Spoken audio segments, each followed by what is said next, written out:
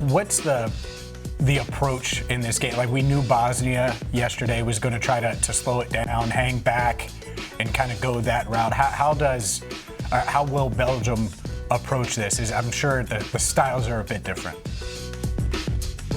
The U.S.'s big 2-0 win over Bosnia last night, and we knew that we had to get our guy Greg Garza on the show this morning with us, former FC Cincinnati and U.S. men's national team player. Greg, I imagine you were as hyped as we were last night watching that all unfold, it being the first time now the U.S. has won 3 matches in a World Cup. Just put it into perspective how historic last night's win was for us. First and foremost, thank you guys for having me on the show. And, I think all of us can be extremely satisfied with a big W last night. I think the fans, the momentum that we have building within this country right now of just the growth of soccer in general, this team is putting United States soccer on the map. And I do believe that we can seek more even after this game. This is an important win for us, but I do think there is more to come with this young, talented team. How big was it to get a goal in the first half in that 45th minute to get an edge? They had some opportunities early. It didn't happen, didn't go their way. They had the offside as well on the goal early, but to score going into the half and get some momentum. Yeah, it was a kind of a slow start in the very beginning. Yeah, I think both teams, you have those nerves that are kind of getting out of the system, the adrenaline that's kind of setting into play. But once things settled down, you could really tell that the U.S. men's national team was by far the stronger side and with much more talent on the field. And those little nuances and details started to show as the game went on. And getting that goal in the first half, what a goal by Folarin Balogun, somebody who I think has surprised all of us. One thing that we wanted to see from him from the outside looking in was his consistency, somebody who we know can change a game within split seconds. But I think he's really shown us throughout the longevity of this tournament that he is a man of goals. And he will be somebody who will be missed this next game. Yeah, you mentioned that he'll be missed next game, pick up the red card later after his goal in the match last night. How does being a man down affect a team like the U.S. and especially losing a player like Balogun? Yeah, I would for sure expect them to most definitely appeal the red card right after the game, which I believe they tried to, and there was no appeal that was given. From the outside looking in, I think all of us sat there with our eyes glued on the TV thinking to ourselves, it's accidental. There's no way that should be a red. It didn't look like it was any way whatsoever, shape or form that he meant to almost snap the guy's ankle in half. But other than that, he's a huge miss. He's somebody who can really change the game in split seconds and somebody who gives you a dynamic to where he can make runs in behind. He can spread the defense from all sides. And you are going to miss that. He is a key player on this team. And now you would expect probably Ricardo Pepi to take that spot, somebody who is more kind of waiting for those moments in the box, waiting for those crosses, waiting for poaching goals, which is important as well. He's that kind of player who can be there at the right place at the right time. That is a skill and a talent, not luck. But Flo is somebody who has really shown himself to be kind of the main man up top throughout this tournament. Yeah, there's no doubt about it. And just the impact that Flo had in that first half yesterday, too. It just felt like, there were so many chances and it was just a matter of time. And especially with 2 of those goals being called back due to offsides there. But you mentioned that Pepi will likely slide into Balogun's spot here in the next round. Just how does that change the U.S.'s approach to a match? Or does it change much having a guy like Pepi compared to Balogun up front? Yeah, I think Pepi is more of a target man. He is a big forward up top who can really have the hold-up play where if you play him in, he's somebody who can hold the ball up very well, distribute to the sides, and then his first thought and first chance is to get inside the box to make an appearance, to use his strength and his size to hopefully get some crosses in from the outside. So I probably would see more play into the channels, maybe playing into him, distributing, laying it off back, and then playing into the channels so you can have these crosses to him. He's a big forward in the box, so you will be looking for him to get on top of headers, to have those crosses that are placed to where he can use his strength to finish goals off. But other than that, I think the momentum of how this team is playing, you have the big dogs that are stepping up: Weston McKennie, Tyler Adams, Christian Pulisic. These three guys that I feel like are really carrying this team. You have Chris Richards, who is just holding down the fort in the back, helping Tim Ream with his experience. And these are just four players that I mentioned that have just really stood out to me with that American mentality, that fight, that warrior, that gladiator-esque way that they all play, and it's been really fun to watch. With the Balogun red card, and I think it's going to be the talk of today, and it's going to lead into Monday as well. You mentioned the gladiator mentality. Can this be like almost a rallying point? The fact that this call happened and now our backs are against the wall type of mentality for this team?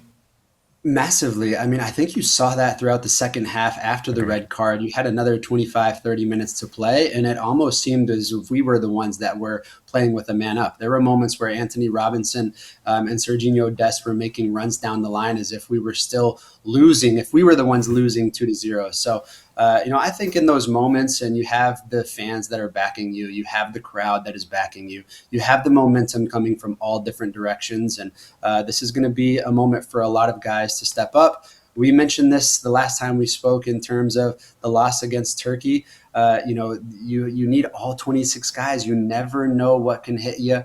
You never know if there's red cards or injuries, and you need all 26 guys to be on board, to be ready. And that's why I think it was so beneficial, so influential to have all of the maybe substitutes play in that Turkey game to allow them to get their feet wet, to understand that, hey, their name might be called. And here's a moment in the knockout stage, most important game of all of their lives, to have that opportunity to step up.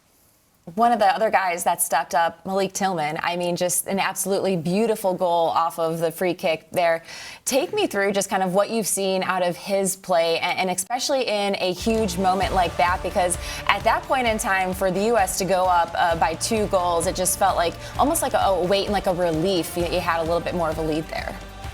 A huge relief for all of them internally. I believe Tillman is someone who already we know of his talent playing in the Bundesliga and Bayer Leverkusen, but somebody who sometimes flies a little bit underneath the radar. And I think that when you have other stars like Christian and like Tyler Adams and like Weston McKennie that kind of take all the fame and flair within their style of play, Mr. Tillman sometimes is not hidden in the shadows, but we don't expect him to be the one to take over. And, when you have these moments as players to where if you're a free kick specialist and you have these unique qualities and traits that you're able to implement and apply every time you play, I had no idea he was a free kick specialist, but the way that he struck the ball allows me to understand that he is most definitely going to be on every free kick that we have for the rest of this tournament. Where were your nerves throughout this match? Because obviously I mentioned the slow start, and then obviously they score in the 45th minute. Then you have the red card, and they're playing down a man, and then Tillman, I don't want to say ices it, because even then I was still at the edge of my seat. Take us through kind of your mindset here as Bosnia continued to attack late in this match. That is the best question I think anyone can ask a former professional athlete, because I feel like we are so emotionally balanced. I think I was folding laundry. I think I was doing dishes. I think I was just prepping dinner and doing things that, are probably the least amount of nerve-wracking moments of any other fan that's probably biting their nails on the sofa. Although my eyes are still glued, and while I'm doing dishes and watching TV, I think we're just so emotionally balanced that you're so used to those games in terms of feeling that anxiety and pressure that sometimes you have these little escapes of getting away from it. I was very calm in a sense to where I feel that this team is talented enough. They were the favorites in this game by far, just given on paper. So you have this expectation and this earned pressure that they have really developed for themselves playing against a Bosnian team. So I do feel this next game will have a little bit more anxiety driven moments from all of us, because this is a team that you did play before the World Cup, and you did have a thrashing here in Atlanta Stadium right before the World Cup. This is a few weeks before the World Cup in terms of preparation. So hopefully those guys can get those nightmares out of the way and not think back to that Belgium game, but here's your chance of redemption. You can show out and show up and really help and have the momentum of the fans to push you through this next one, which is going to be the most important game of all of these young men's lives. I have to ask you one more about this game before we get into a little bit about Belgium, but Matt Freese coming away with a second consecutive clean sheet now, and especially having to do with the man down for those final 30 minutes of the game. Just how critical and how massive has he been to the U.S.'s success this tournament? He had a huge save in the first half that I can recall in the very beginning of the game, to where there was a rocket and he just parried it away as if it were nothing. And he is somebody, as the game was going on, and I just thought to myself personally, I thought we have to create something that goes along with his name in terms of the fans yelling after every single save that he makes, whether it's a burr or just freeze or something that is yelled from the crowd, because I think he is someone who has developed to be that first goalkeeper. You're talking about a U.S. men's national team that has always had amazing goalkeepers that have been staples, and you have always looked at the U.S. men's national team to have a brick wall in the back, whether you're talking about Tim Howard or Casey Keller or all these other goalkeepers who have just been staples within their position. And I really am excited to see Matt Freese be that next staple within this national team. I do feel that Matt Turner is another great player that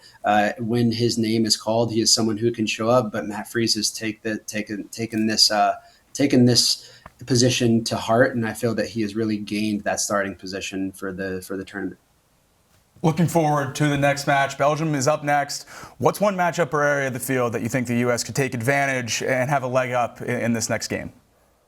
I think the key factors is, can you control Kevin De Bruyne? That's probably the biggest matchup that you have. Whether you put someone of the likes of Weston McKennie that's close to him, you have to put somebody who can understand his game. And obviously you have Lukaku up top who came in on as a sub and was able to really change the game, their last game that they had against Senegal. But, my biggest and one of my favorite players to watch throughout the longevity of my career, and even after retiring, is Kevin De Bruyne, with his talent and just his vision and the unique trait that he has, and always taking risks every pass that he has. So that will be their biggest challenge, in my personal opinion, in terms of controlling the game. If you cannot allow Mr. Kevin De Bruyne to touch the ball as much, you give yourself a heck of a chance to come out on top. Greg, what's the approach in this game? Like, we knew Bosnia yesterday was going to try to slow it down, hang back, and kind of go that route. How will Belgium approach this? I'm sure the styles are a bit different. Of course, you're talking about a top 10 nation that's in the World Cup that has probably already hit their peak of their talent pool in terms of making this transition into who the next players are going to be, speaking of Belgium. And so this is probably their final year and their final World Cup, to where they have some of those guys who are, these are their last games within their national team, and they're probably wanting to leave a legacy, to where we are considered that team that has a lot of young talent that is emerging into the kind of building of this era of this new national team. So I do think there will be key moments and key factors that will play a huge part in controlling their midfield. I can recall the last game that we played them in right before the World Cup with preparation here in Atlanta. And I do remember a lot of the challenges that we dealt with were balls that were played into the channels and balls that were played over the top with their speed up top. So that's why I say I think it's so critical and so influential that you have the likes like Weston McKennie, like Tyler Adams, who can really control their midfield. I think we all remember what happened in that 2014 World Cup when Belgium eliminated the U.S. 2-1 in that game. And it hasn't been too long since these teams last squared away. Do you feel like there could be a little extra sense of, kind of motivation or, revenge in the back of the Americans' heads here? Of course. I mean, if you think about it as an American, the last team that we beat that was from Europe was Bosnia, and that was in 2021.